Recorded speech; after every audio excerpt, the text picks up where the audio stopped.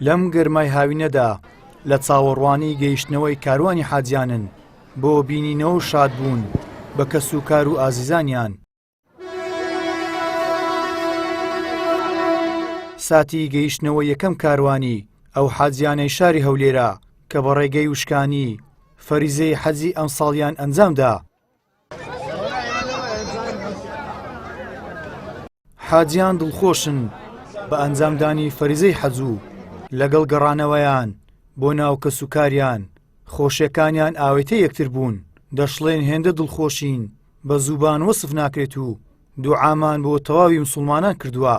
خۆزکارم وە با ماوسەتە دایدی بتمامە زحێر ببا ماوسەتە دای بتمامە هەندە خۆشە گۆتیتم خوایە ئەوی ئیسلامە لە ئاگر جەهەنەمێ نەسۆتی ئەوی ئیسلامە خوای گەورە عەفوی بکە وبعفو عام بكي وبعفو پیغمبر بكي وبعفو او مكة ومدينة بكي. فەریزەی حەج ئەگەر خوای گەورە بۆت بڕەخسێنێ بە قسمەت دکات تەنها لە تەمەنی گەنجی، یعنی ئەو واجباتانە کە بە جوانی پێ دەکرێت تەنها لە تەمەنی گەنجی. فەریزەی حەج ڕاستە، یعنی ماندی بوون مەشەقەت تێدایە لەو ڕۆژێکەوە ڕۆژێک پێشەوە ئێمە داخلی عەرەفە بین هەمووی ماندی بوون مەشەقەتە تا 4 ڕۆژ 5 ڕۆژ، یعنی هەموو هاتوویەکت بە پێیانە، بەڵام ئەوەندە خۆشە ئەوەندە ڕوحانیە هیچ ماندی بوونێکت نامینێ، یعنی هیچ شتێک نییە بە ناوی ماندی بوون. ئەمە کە بەمانوت تەوافی وەداع ئەنجام بدەن بەڕاستی لە بەیانی تا ئێوارە نەمان دەتوانین چۆن بچینە بێت تەوافی وەداع ئەنجام بدەین، یعنی لە ڕوومان نەدەها بچین تەوافی وەداع تەوافی ماڵاوای ئەنجام بدەین. الحەمدوللا ئەو سەفەرە ڕوحانیە سەفەرێکە بەڕاستی ئینسان زمان لاڵە لە ئاستی وەسفی ئەو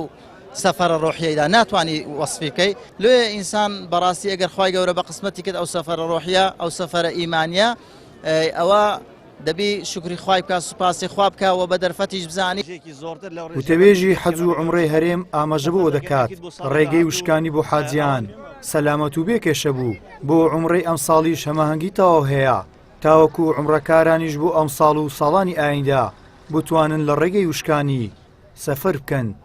سپاس بخوای گەورە ئەم ساڵ تەنسیقێکی زۆر باش هەبوو لە نێوان دەستەی باڵای گشتی حەج عومرەی عێراقی و بەڕێوەبەرایەتی گشتی حەج عومرەی هەرێمی کوردستان کە تەنسیقێکی زۆر باش هەبوو توانیمان بە شێوەیەکی زۆر باش بە پلانێکی باش حاجیانمان بەڕێ بکەین و بگەڕێنەوە. ڕێگەیەکی باشە هیوادارین ئەم ساڵ لە عومرەش سوود لەم ڕێگەیە وەربگیرێتن، یعنی بۆ ساڵی ئەم ساڵ لە پرۆسەی عومرەدا سوودی لێ وەربگیرێتن و لە ساڵی داهاتووشدا بەپێ ئەو گفتوگوێ لە نێوان بەڕێوەبەرایەتی گشتی حەج و عومرە و لە نێوان دەستەی باڵای حەج و عومرەی عێراقی کراوە بڕیار وایە کە هەرێمی کوردستان ڕێژەیەکی زۆرتر لەو ڕێژێ وەربگرێت کە بە ڕێگەی وشکانی سەفەر دەکەن.